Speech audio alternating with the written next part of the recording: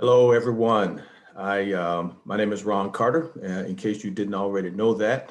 And I just wanted to take a few minutes to welcome you to this virtual core values presentation that's going to focus on the core value of leverage. And I also just want to take a few minutes to introduce to you your presenter for this particular core value.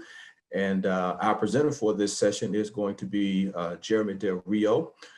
Just a couple of facts about Jeremy, just so you can get acquainted with him. Jeremy currently leads an organization in New York City called Thrive Collective, which is a nonprofit that creates hope and opportunity through the arts and mentoring in the public schools. And again, that is in the beautiful city of New York City. And so very exciting program that Jeremy helps lead, and he's done that for quite a few years. Another exciting fact about Jeremy is that Jeremy also is an alum of the DVULI Urban Leadership Initiative, which we now refer to as DVULI. Jeremy was a part of the 2010 cohort, which graduated the initiative or finished the initiative in 2011. And we're excited also because Jeremy served as the city coordinator for that particular cohort that went through in 2010 and in 2011. Since then, Jeremy, we're excited that Jeremy, in addition to serving as a presenter for the first national conference and the core value of leverage, Jeremy also is a presenter for Local Workshop 1, which is titled Resource Networking. And Jeremy also is a presenter for one of our other trainings that is called Transformational Giving. And so Jeremy has been very busy since he finished his tenure as a city coordinator and going through the program as a cohort member. And we have been thrilled with the contribution that he has made to this process. And I know you're going to enjoy his presentation. So without further ado, I'm going to toss it over to Jeremy, and he will walk us through the core value of leverage. All right, Jeremy, welcome. And I'm going to turn it over to you, my good brother. Thank you so much, Ron. It is, as always, a pleasure to be with the DVULI family, even in this unconventional format. The fact that we are meeting on Zoom is in itself an example of leverage. Absolutely. It is a small action that is having an outsized impact. And it's a real delight to be with everybody in this space. So I have the distinct pleasure of introducing the fifth and final core value of leverage. To get us started, we want to begin with a simple definition. Leverage, we see an example of it in the Bible in the book of John, chapter 12, verse 24, which reads, "Very truly I tell you, unless a kernel of wheat falls to the ground and dies, it remains only a single seed. But if it dies, it produces many seeds." In this passage, we see an example of leverage, which at its simplest is a small action that has large impact. As leaders that are being groomed and have been called for kingdom impact, our goal, of course, is always a kingdom impact, right? And the responsibility that falls on us is not the impact itself, but it's very often the choice of where to focus our energy. Leverage, in many ways, for us, a helpful analogy is a thumb, right? There are 5 core values that you've been introduced to as part of the initiative: balance, accountability, empowerment, interdependence. Leverage is the 5th, and in many ways it functions like the thumb would function, right? When you pull the hand together to grab something, the thumb is what allows you to hold on firmly to the thing that you've chosen to grab. For us, the choice where to focus our energy is the entry point to fully understanding leverage. Leverage is not some abstraction. It's not this big idea that is overwhelming, although for some of us it might be new and therefore feel overwhelming. But ultimately, every one of us as leaders have responsibility to choose priorities, right? To choose where are we going to focus our energy today to have the greatest impact for our mission. And that ultimately is the subject of today's training. So in order to think about it, it helps sometimes to think about the problem, right? Leverage, the opposite of leverage are quick fixes that create long-lasting failures. In each one of our contexts, though our contexts are different and the circumstances of our ministries are different and the people and the places where we're serving might be different, at the end of the day, we're all working in scenarios that are riddled with challenges, right? There's personal traumas, there's injustice. We're gathered in the midst of, and hopefully on the back end of, a global pandemic, right? A year after George Floyd, we've got all of these issues that demonstrate deep, profound causes. And the temptation a lot of times when we're confronted with these deep issues is to respond to symptoms.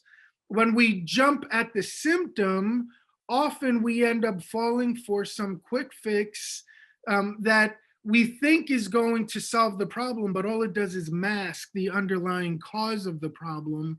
And as a result, if we're not careful, that underlying cause remains untreated, causes further damage, and ultimately creates long-lasting failure. The solution, that the antidote to that, is building our capacity to diagnose what's under the symptom, right? So that we can resolve the issue and build our capacity for long-lasting success. Too often when we see people responding to symptoms, they're simply creating a superficial mask that doesn't obviously resolve the underlying issue. And as a result, it masks what's going on down there. When we're not careful, the decay and the decomposition will cause a larger problem in the long run. Leverage, for it to be successful, it depends on a lever, right? It's the point of entry that we choose that's going to allow us to lift this thing that might feel insurmountable or feel very overwhelming. The idea comes from a Greek philosopher, Archimedes, who said, "Give me a place to stand and I'll move the earth with it." Once we find that place that has solid footing, right, it allows us to get beneath the problem and ultimately overcome what at first felt insurmountable. The process ultimately is about taking these small actions that have big effects. The tools of leverage allow us to see connections. It allows us to identify capacity limits, and ultimately, in connecting the right dots and finding the capacity limit that's causing the problem, those become the filter to find the right leverage point. The way you see connections, the way you identify those limits, comes from the simple technique, or several techniques, but one of the most basic ones is simply asking the right questions. You know, I'm a sucker for medical dramas, and I've watched all of them in my lifetime. You know, the ERs and the Chicago Meds and New Amsterdam and all these different medical dramas. And of course, I'm not a doctor, so it's kind of an escape for me from my day-to-day life.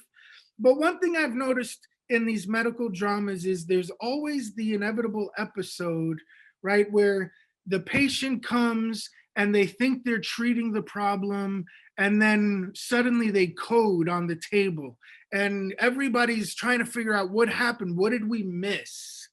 And those moments of missing, recognizing that we've missed something, usually what they're missing is the right connections happening between the symptoms. And often the reason they missed is because they haven't asked the right question, or they asked a question, they heard something, it triggered a premature assessment, and based on that premature assessment, they end up treating the wrong issue, which creates the deeper problem, right? The doctors, in order for them to come to the right diagnosis, they have to rely on some basic tools.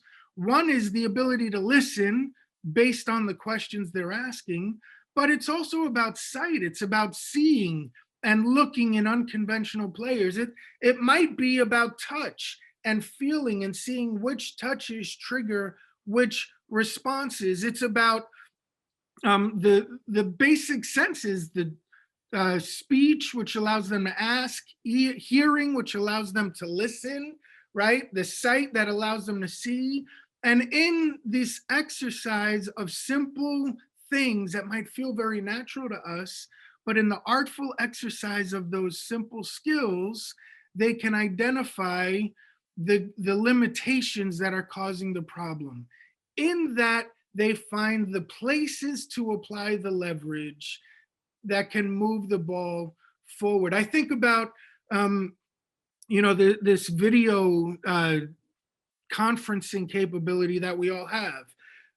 Last year, Zoom, this little upstart company, overtook all of the giants because they recognized that they didn't have to build the hardware, that the laptops and all the stuff, they had the right infrastructure already in place.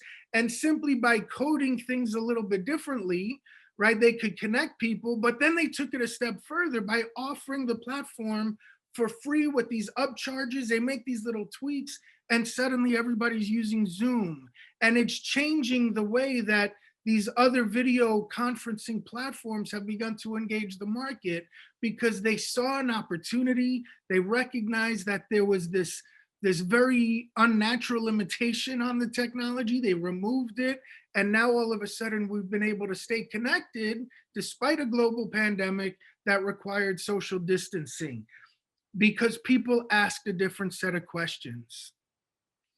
What are some of those quick fix possibilities, those fixes that fail? I'm going to use a very familiar example of fixes that fail, right? Many of us by now, in the experience of DeVos, you've identified certain limitations, certain personal challenges. For some of us, like myself, our weight is kind of an ongoing part of life. It fluctuates, it goes up and down, or maybe for some, it doesn't really fluctuate at all. It's just beyond what we feel comfortable with. And we want to get healthy. We make decisions at the start of every year, these resolutions that we're going to lose weight, we're going to get healthy. The fixes that fail are those gimmicks, right, that come after our money every year. There's a lot of ways to lose weight, though. If the focus becomes on the weight itself, it could be the fad diets. It could be the diet pills that make a lot of promises. It could be things like fasting. If you're like my church, perhaps your new year begins with a Daniel fast or with some other kind of a corporate fast. And if you've ever engaged any of those, you know that there's a beautiful side effect to fasting, which is weight loss.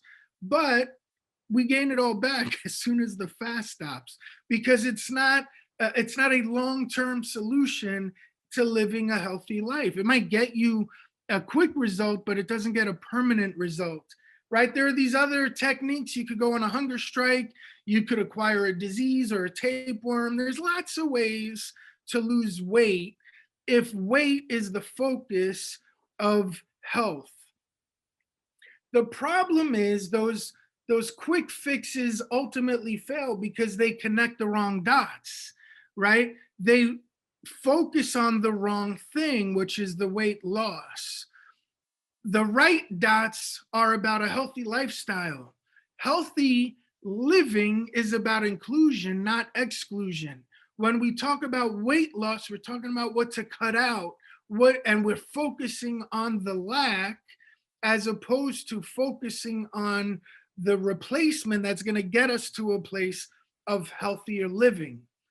They also fail because they fail to address the capacity limits. The truth is, in our society, we simply love bad food too much, right? We're surrounded by bad choices. And the bad choices, if we're not careful, become cravings for us because they satisfy the wrong things. And our bodies literally crave unhealthy options. When we're connecting the wrong dots, we're not resolving the craving. And if you're human, you're going to look for some way to fill that craving. But by addressing those limitations, we literally can awaken the parts of our brain and the parts of our physiology that begin to crave healthier foods as opposed to the unhealthy options. The third reason fixes fail is when they fail to recognize the leverage point. The small change in behavior that can have an outsized impact. Back to the healthy lifestyle option, learning how to love the right foods, learning how to love exercise, to get more mobile, to be more physical, to find routines that allow for greater mobility. Those kinds of adjustments are leverageable activities. When we focus on that, the beautiful thing is the weight takes care of itself. Weight, when it's the focus, becomes a hangup. But when it's a byproduct, right, it's a result. And then we don't have to manufacture the weight loss. It happens as a byproduct of a different set of inputs. What are high leverage activities when it comes to changing our lifestyle? Learning how to make vegetables taste good is an example of a high leverage activity. Growing up primarily in the 80s, I ate a lot of frozen vegetables and canned vegetables. And as a result, I didn't like vegetables very much. And it never occurred to me that vegetables don't grow in cans, right? Vegetables don't, that's not the natural state of a vegetable. And if that's all I'm used to, it's not a coincidence that it leaves something to be desired. Another thing, we live in a world that's so sedentary and so much behind the computer or the television or the cell phone, that sometimes getting mobile feels foreign and we need some help, right? So for some of us, hiring a trainer to jumpstart a routine or investing in a different framing so that we can begin to rediscover some of those mobilities. Just examples of high leverage activities in a very familiar personal space that we're all wanting to be more healthy. So to get to the place where these leverageable moments become more accessible, right? Here's some indicator questions that you can consider. The first question, do you focus proactively on the big picture, or do you get distracted reacting to events, right? People who operate in a highly leveraged way have a solid grasp of the big picture.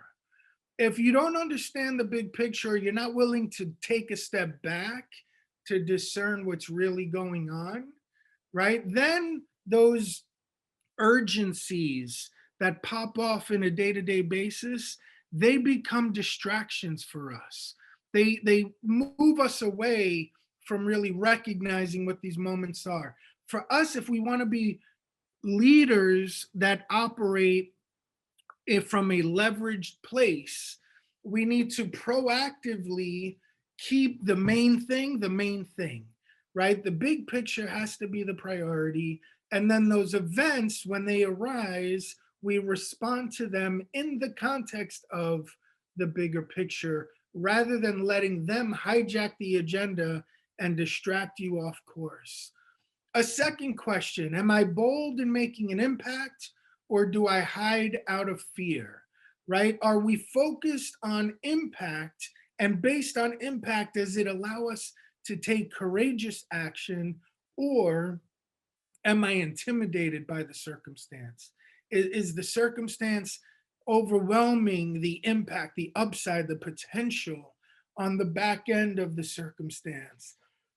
The third question: do I actively seek choices that have a disproportionately large impact, or do I just do what comes along? Right? Sometimes you have to embrace that when we don't say no to certain things and we say yes to everything, that in effect, what we're doing is limiting our capacity to say yes to the right thing, right? We're filling our calendar, for example, with things that don't produce the kind of impact that we feel called to produce. And so it overwhelms our own capacity to have that kind of impact. There, making the leveraged decision is also about character. It's partly about skill and exercising the muscles we've been talking about, but it's also about character and keeping the right thing before us, right? In that respect, leverage is about doing the right things. What do we mean by the right things? The right things are the things that are significant and strategic actions and decisions for whatever your mission might be, right? So if your mission is mentoring kids, right, then the opportunity to produce an event that's going to be filled with celebrities and make you feel good and put you on a platform, but not necessarily create a moment to go deeper with kids, that's a distraction. It might be a good thing, but it's not the right thing relative to your mission. It's not significant and strategic relevant to your mission. The character required to make the right choice says, I'm going to stay on mission, even when other things, which might be fine, would come my way that would deviate me off course. Leverage is also about doing the right things the right way, right? So, what do we mean by the right way? The right way is building the capacity in others to add value and also to work smart, to not just be busy and to fill the calendar, but to work smart, meaning we're making smart choices about our time and we're smartly investing in our team so that they too can make good decisions without us hovering over their shoulders. And then finally, leverage is about having the right reasons, right? The underlying motivation. What's the right reason for the decisions that we make? It's making a real impact in the lives of others. It's not about building our brand. It's not about building our platform. It's not about generating merch that can build our treasure coffers. The right reasons is kingdom impact, making an impact in people, including ourselves. We want to be healthier. We want to be more accountable. We want to live balanced. We want to be empowered and interconnected. So, yes, we want to make decisions that are going to have that kind of impact in our own lives and in our own families. Why, though? Because that's a reflection of Jesus. It's the kind of reflection that has kingdom impact, not just in my own life and my family's life, but in the world around me where God has placed me. Another example of leverage, right? A leverageable activity that often gets overlooked because of the busyness of what we do is prayer. Prayer is the ultimate leverage, not just because it's the right answer when you're with a bunch of Christians. Prayer is the kind of activity that moves mountains, that engages those spiritual forces that are operating within us. So let's look at how Jesus taught his disciples to pray. Luke chapter 11 is the second time Jesus teaches his disciples to pray. The first is in the Sermon on the Mount. This is a different encounter, and it begins, now it came to pass, as he was praying in a certain place, that one of his disciples said to him, Lord, teach us to pray. So he said to them, when you pray, say, Our Father in heaven, hallowed be your name, your kingdom come, your will be done on earth as it is in heaven. We know the rest of the passage, right? Many of us can quote the Lord's Prayer. We've preached on it in our youth groups. Perhaps it's even part of our regular devotions. So I'm just going to focus on two thoughts from this. The first is this throwaway phrase that he was praying in a certain place, right?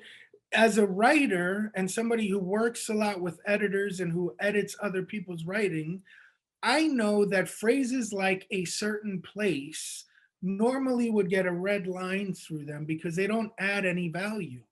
It would add value if it said which place. And we see that throughout the New Testament, including the Gospels, where it specifies where Jesus's interactions are taking place. In this instance, though, they don't specify. The only thing they specify is the centrality of place to our prayers. The second thing I want to point out is in this beginning of the prayer, he says, Your kingdom come, your will be done on earth as it is in heaven. I think the vague nature of a certain place helps to define for us the kingdom advancement on earth as it is in heaven.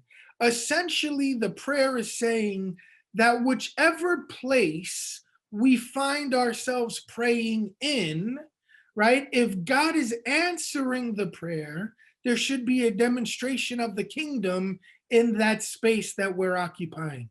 We, as emissaries of God's will, right? As ambassadors of Him, wherever we go, stuff should happen, circumstances should change, lives should be impacted if, in fact, we're having kingdom impact on earth where we're located as it is in heaven.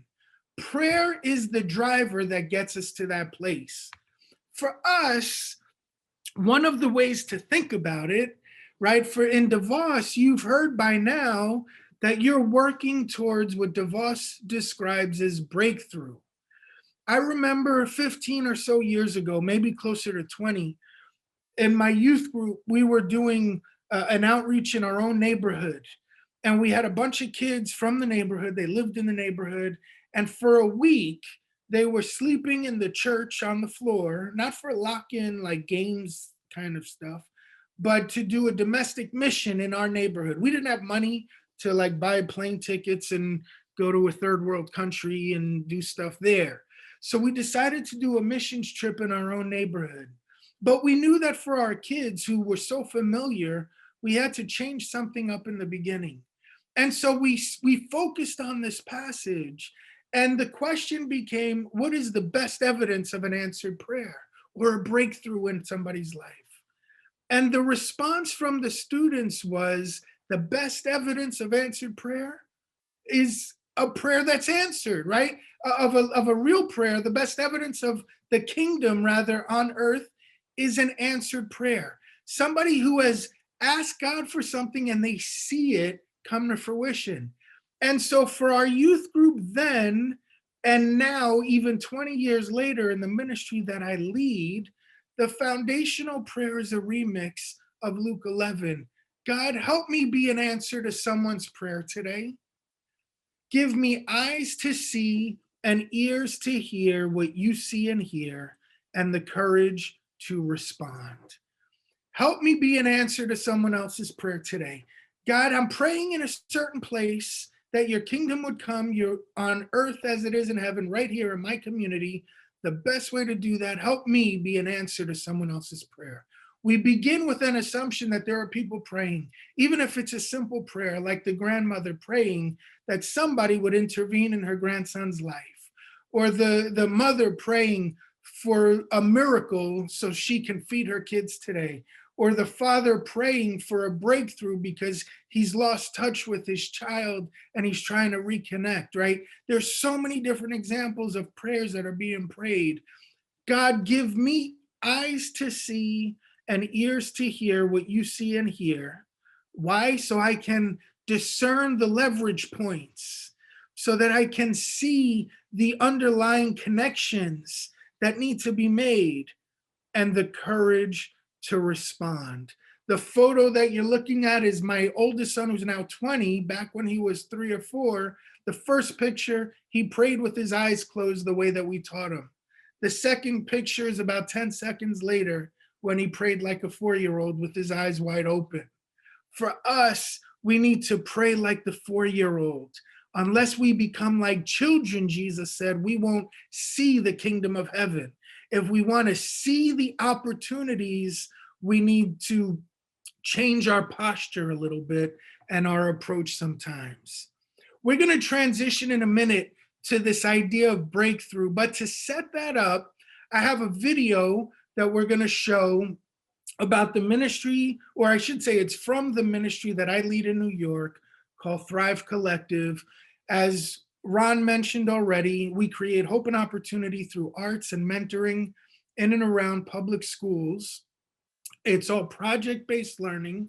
Our students work collaboratively to produce something beautiful.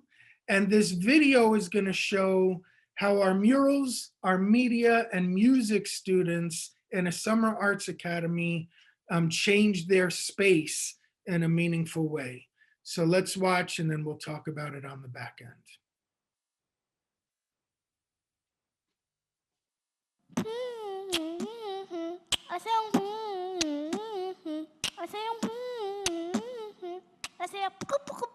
Fresh.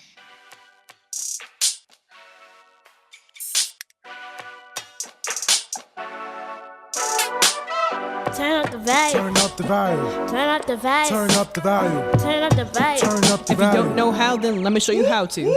It ain't about the money or the fame. Freedom ain't free, so tell me who's paying. I look around and there's no one to blame. Don't need to be broke to be hoping for change. We need a chance, we don't need change. Giving a hand to help with the pain. We can advance, we can withstand any circumstance that comes our way. I made a lot of mistakes, I ain't perfect. It's like these words of the waves and I'm surfing. It's like these words of the wave and I'm surfing. It's like these words of the wave and I'm surfing, surfing. I'm worth it, not perfect. Trying to find my purpose. Stay grinding my service. My life is my worship.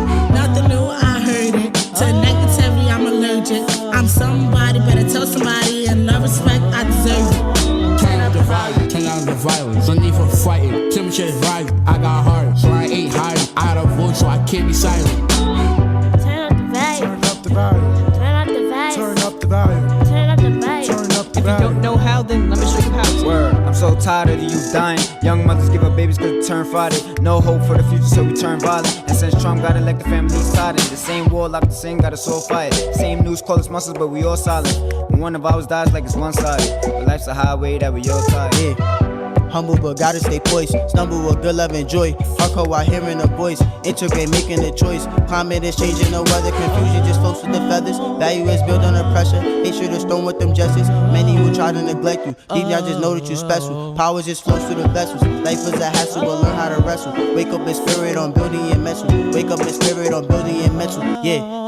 Now it's in their hand, live on the cam. They ain't even know who I really am. Like I did wrong, my legacy lives on. Treat life like it matters before it matters is gone. People say the world is great, but I said and I see. I see people dying, being depressed instead of flying. I just hope they'll be okay and make it on another day, cause it's gotta be another way. Turn up the volume. Turn up the volume. Turn up the volume. Turn up the volume. Turn up the volume. Turn up the If you don't volume. know how, then let me show you how to. Good news to the poor like cook food. Got love for the cop and the crook too. Our scars tell the story like a book do. Our wounds be the window we can look through. See my hand inside, see I am alive. We come to build the wall, we come to build the mind, we come to heal the blind. Freedom that feels divine flows to those whom hope has been denied.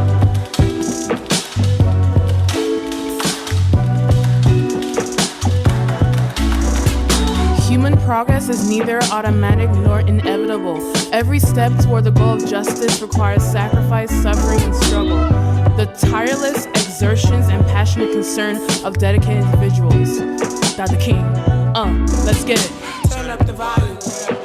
Turn up the volume. Turn up the volume. Turn up the volume.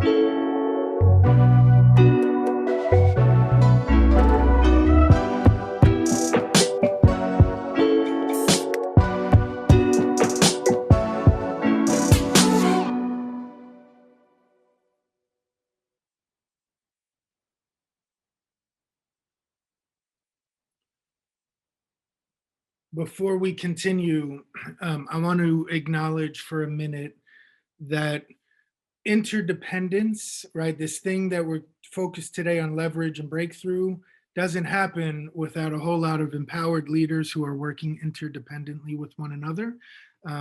The space that was featured in that video is a church building in central Harlem that's pastored by Maurice Winley, who was one of the DeVos participants with me in my cohort when we graduated together. Right before we went through DeVos for 10 years, we were friends and occasional collaborators locally. On the back end of DeVos, it's been a real joy to do life with him. In addition to that, within that space that's in a building that he pastors, two current DeVos participants I want to acknowledge. One is Keikoa, who's part of the Oakland cohort. He's the creative director for Thrive Collective. And before he moved back to his home in Oakland for 15 years, he was part of my team in New York. And the Summer Arts Academy that's featured in that video, he was the director over. And as a muralist and visual artist, the Justice mural you saw featured in there is the byproduct of his mural students. And then Randy Mason, who's from the Bronx, but is an honorary member of the Newark community for the Newark cohort, was the music teacher. He's our hip hop director, studio arts director. And the song was written, recorded, performed by his students as part of that Summer Arts Academy.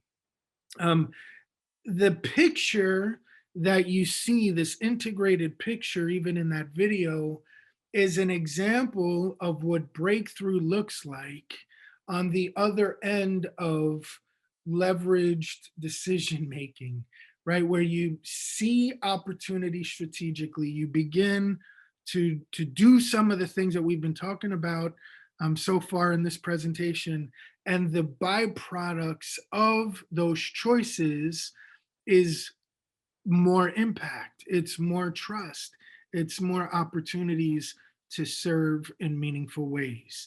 So what does that look like? The heart of breakthrough, right, is a familiar passage. I'm sure it was familiar before your DeVos journey began, but certainly within the DeVos context, Romans chapter 12, verse 2, do not conform to the pattern of this world, but be transformed by the renewing of your mind. Then you will be able to test and approve what God's will is, his good, pleasing, and perfect will. If, as we've been referencing so far, the work that we're called to ultimately is about kingdom impact, then the king's will should matter, right? The king's will, his good, pleasing, and perfect will, should be the motivator for the decisions that we're making today. It should be the benchmark for the outcomes and the impact that we're trying to accomplish tomorrow. Romans tells us that if we want to be able to test and prove God's will, then something has to happen. This transformation that he's talking about. The thing about this that's comforting to me is he doesn't say to transform yourself. He doesn't say that if you want to be able to test and approve God's will, you've got to first go fix your problems, right? On the contrary, he invites us to be transformed. Transformation is a byproduct of being. It's not a byproduct of doing. The change that he's after in us, the change that by his Spirit he empowers us to achieve, is not something that is going to be manifested because we worked differently. That's not ultimately the cause of change for us. Transformation is a byproduct of renewing our mind. of learning how to think differently, learning how to see differently, learning how to hear differently, how to ask a different set of questions, engaging his word differently. This renewal process that he invites us to begin is ultimately what allows for the transformation. And the measure of just how transformed we are is our ability to test and approve his will.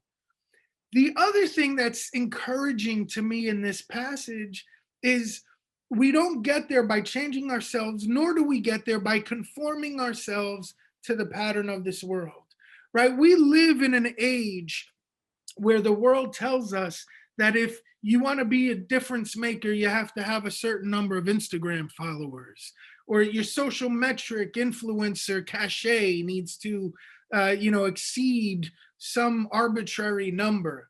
We've got all these ideas that if we're not careful, we chase formulas, we chase these quick fixes that fail because they're connecting the wrong dots. He says, anytime you feel tempted to conform to a worldly pattern, you're connecting the wrong dots. The invitation is get off that train, right? And be present with me, be invested with me, be engaged with the renewing of your mind that I offer through my word and through the fellowship with my children, right? And then transformation will come, and you'll be able to measure the impact by how renewed your mind really is, and the results will speak for themselves. It's a lifelong process. Newsflash, in case you were wondering, you're not going to finish NC1 in a series of video core value trainings and suddenly be a bastion of breakthrough, right? It doesn't happen that way. We don't just push all the right buttons and trigger the right formula and have this breakthrough outcome.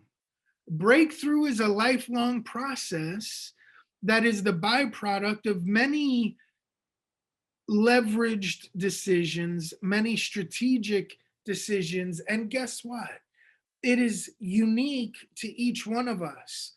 The process for Randy, who you heard rapping in that video, is different than for Keikoa, who was the director of the summer camp and the painter, the designer of the mural, right? And both of them have very different processes than I have.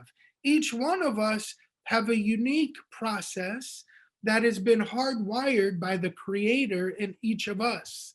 And the invitation is to become a reflection of him, right? To embrace exactly who he's made us to be and step into the path that he's laid out for us.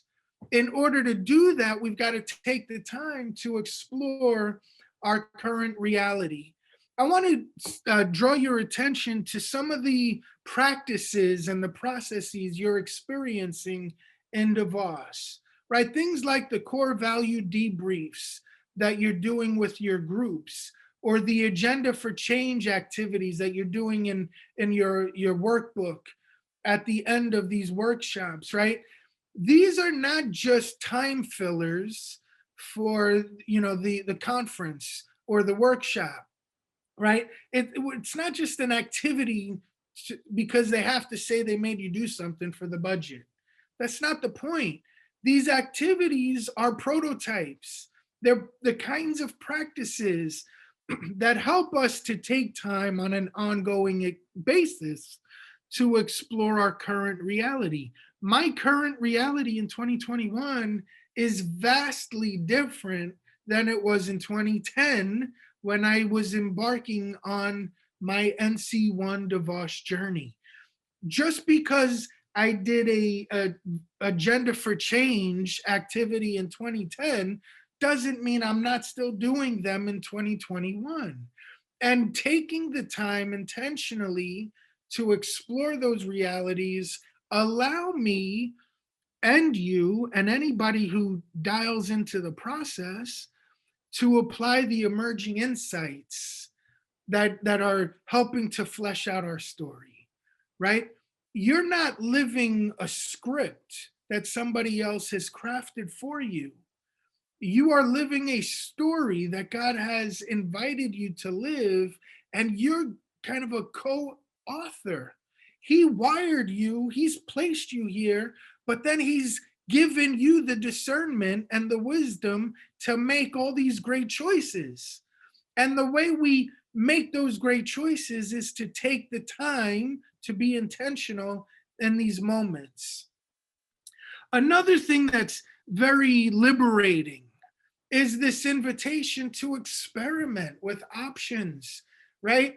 Embrace a life of experimentation, a life that says, I'm not going for a cookie cutter formula where everything's got to look the same all the time.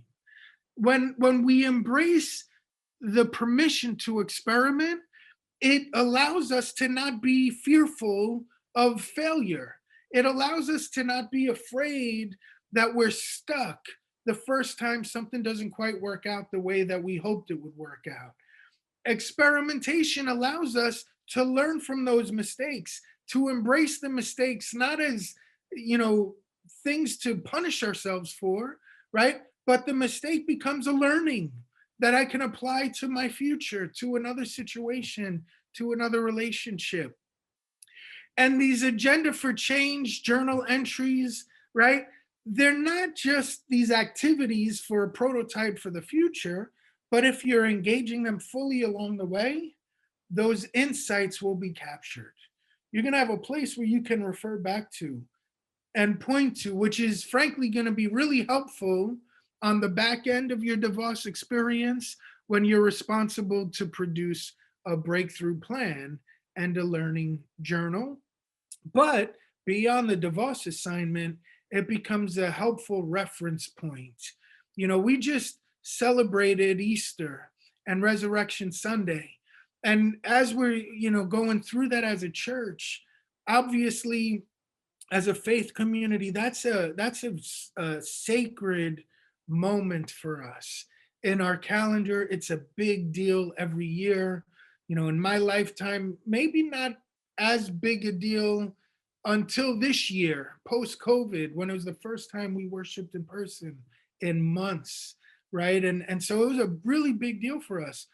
But even enjoying the weekend, the Easter weekend, it occurred to me that we celebrate the remembrance of Calvary, the remembrance of resurrection every time we do Holy Communion.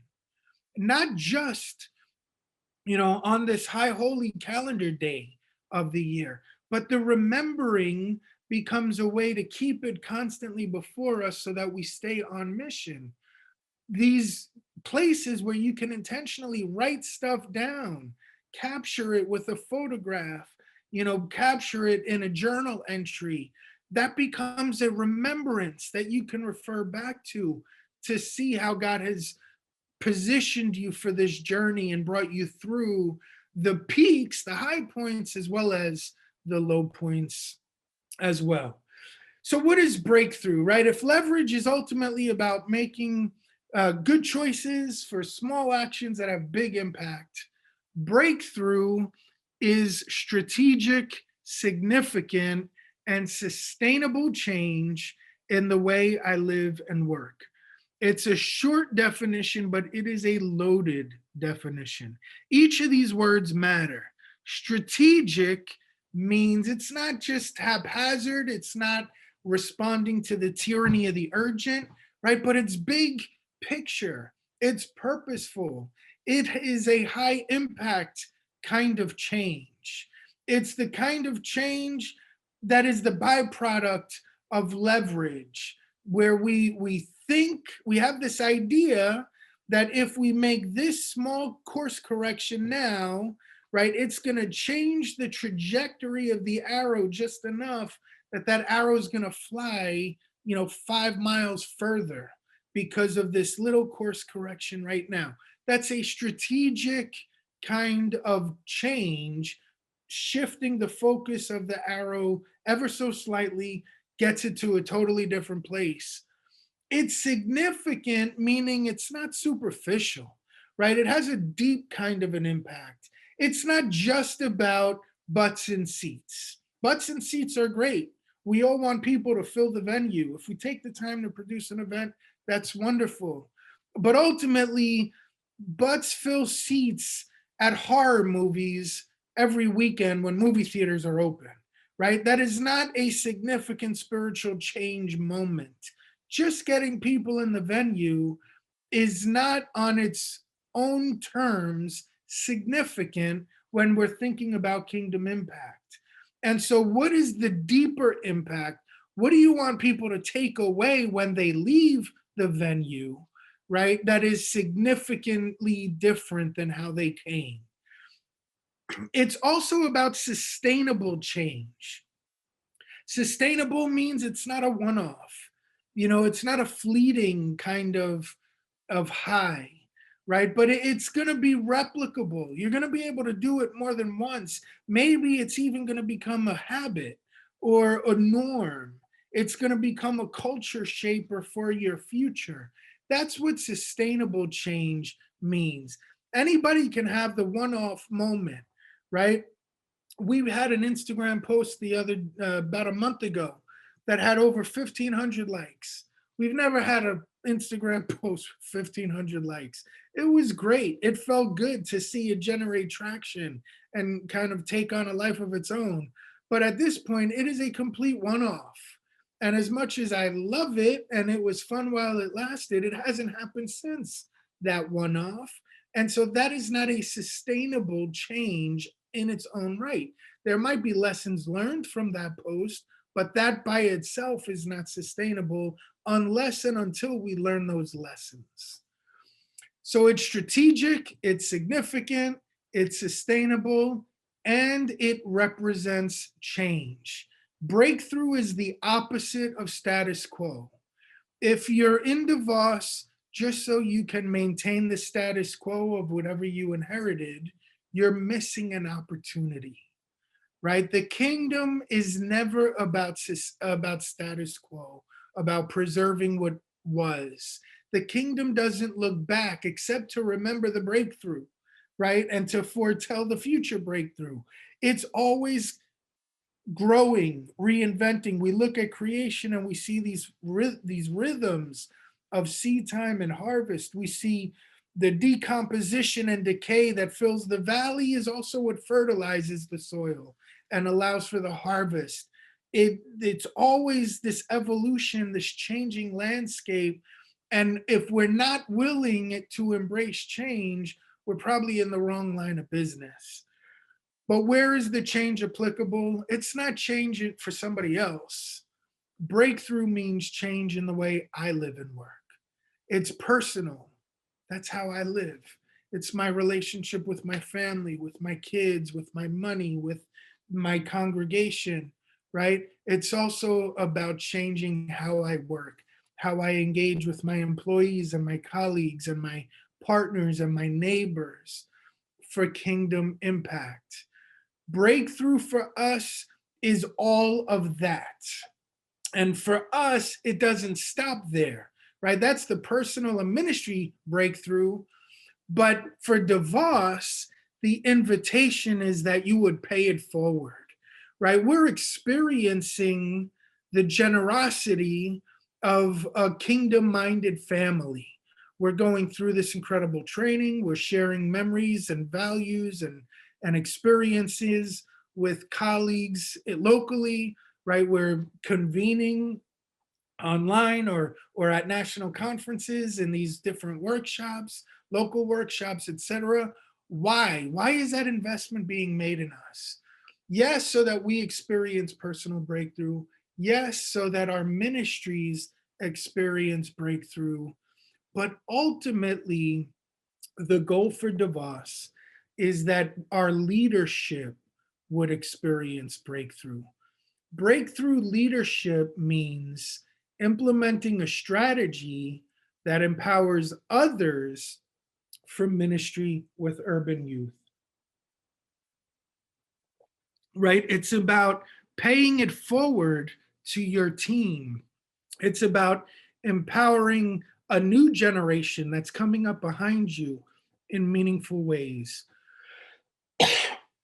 For me, one of the great joys is that 10 years after I graduated from DeVos, two of my closest friends and ministry colleagues are going through DeVos. And they're not only going to experience it for themselves, not only are they going to experience it in the context of Thrive Collective, where we all work, but their families are going to be the beneficiaries. Their congregations are going to be the beneficiaries. The people that they're grooming are going to be more effective in their leadership because they've internalized the values and they've mastered the skills that the experience imparts. I want to return to that Thrive Collective case study for a minute, right? You saw that video, the Turn Up the Value song that the students wrote and recorded. I believe that video was in the summer of 2019, if I'm not mistaken. And it's a great picture of what it looks like programmatically when leaders are operating in this way. But that's not where the story started. Back when I was going through the DeVos initiative, a number of youth workers were imagining what it might look like if we partnered with public schools differently, right? We were vexed by the state of public education in our city, the fact that so many kids, when they graduated, were not prepared to compete in the economy. The gospel is good news for the poor. That feels like a disconnect. If kids do what we tell them, meaning they don't drop out of school and they graduate, but on the back end they can't get a good job, there's a gap between the gospel I'm preaching, which includes good news for the poor, as according to Luke 4, and the reality of their circumstance. And so youth workers were imagining, how could we engage our local public schools differently? And back then in the spring of 2010, we decided that collectively we were going to prayer walk schools in our neighborhoods. The map that you see here is a map from back then of a church, Gateway City Church, and then all the schools that were within a relatively short walk or short drive of their building. And the congregation prayer walked a bunch of those schools. They only went, I think, 3 blocks as a radius, 3 or 4 block radius. But in the walk, they came to PS 102, and you see them gathered. The gentleman leading this prayer actually is also a DeVos graduate, a youth pastor named Dan Johnson. And his church is prayer walking, and they're praying, God, give us eyes to see and ears to hear what you see and hear, so we can be answers to the prayers in this school.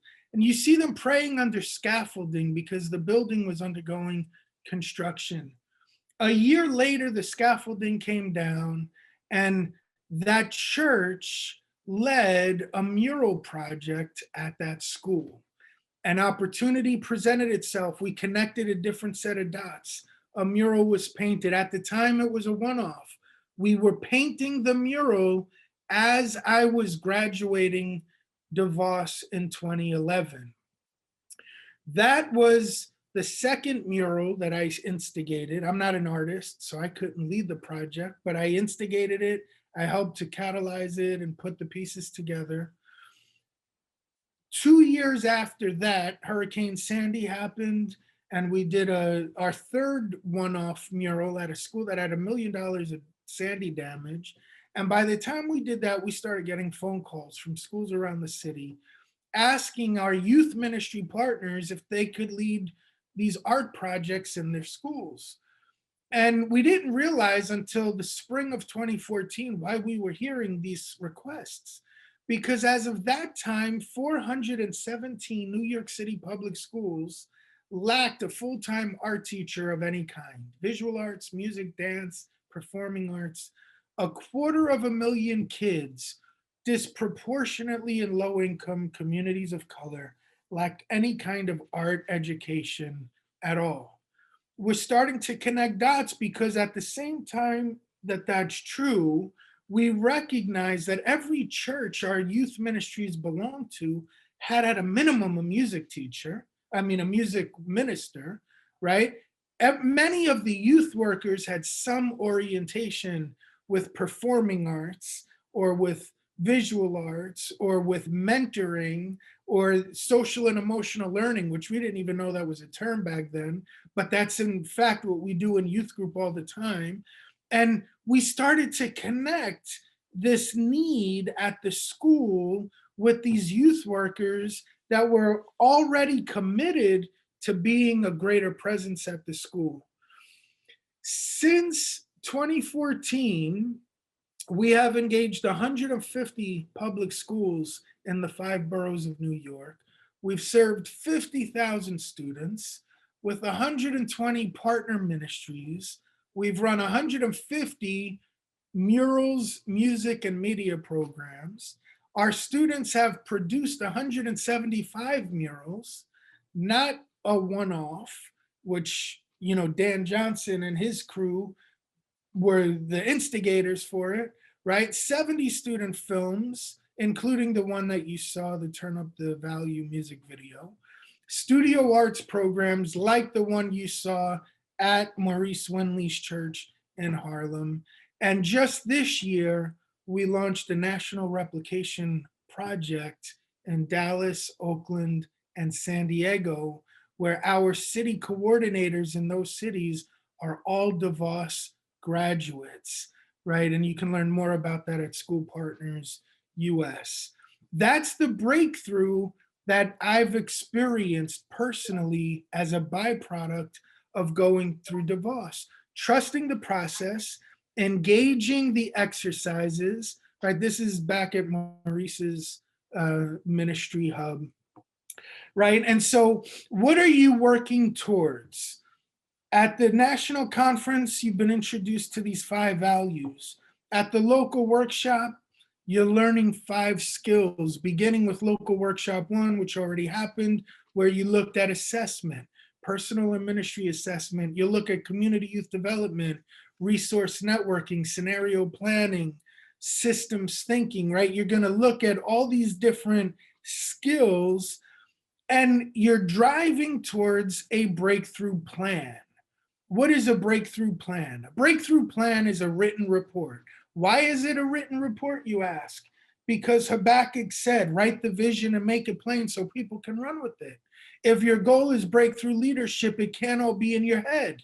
You have to put it down so that other people can take the handoff and keep it going. The other reason to write it is it helps you stay true to the course, right? Habakkuk says the vision is appointed for a season, a time, a divine time, but you write it down so that when the time comes, you're prepared to step into that breakthrough.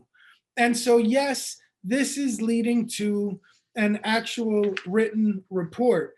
Take the time. What is the written report? It's a summary of your learning journey, right? Before, when I referenced those change agenda items and the learning journal entries and things like that, if you actually follow the instructions and you take the time to be intentional about documenting the ahas along the way, your breakthrough possibilities are going to become more self-evident because they're going to leap out of those notes, right? So your breakthrough plan is going to be a summary of those learnings along the way. That summary is going to allow you to focus on the bullseye of your breakthrough, right? The breakthrough bullseye. The focus statement, for it to be helpful, it needs to be clear. It needs to be compelling. It needs to be almost tangible in its level of description. Why? Because if it's none of those things, it stays fuzzy.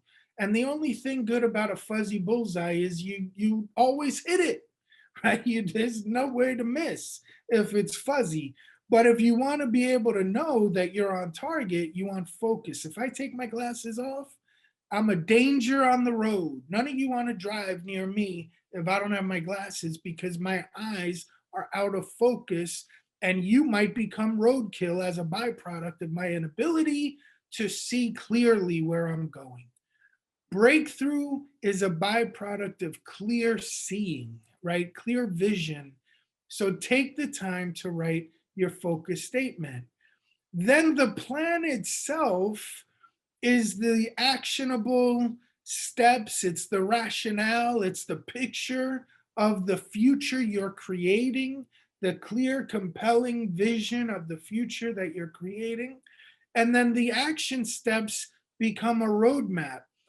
That doesn't mean they're never going to change, right? The one thing we know for sure is you write a plan, like Mike Tyson famously said, everybody's got a plan until you get hit. The minute you get in the ring and the gloves come off and people start fighting, right, you got to adjust the plan. But if you've prepared in advance, your ability to adjust to the changing circumstances is strengthened. The time and energy spent actually following the process and putting to paper your breakthrough plan is going to prepare you to make the adjustments when they're necessary. In addition to the written report, there will be an oral presentation that you'll give in a city cohort as part of your last local workshop, right? You're working towards this. Now you have an opportunity to present, to get feedback.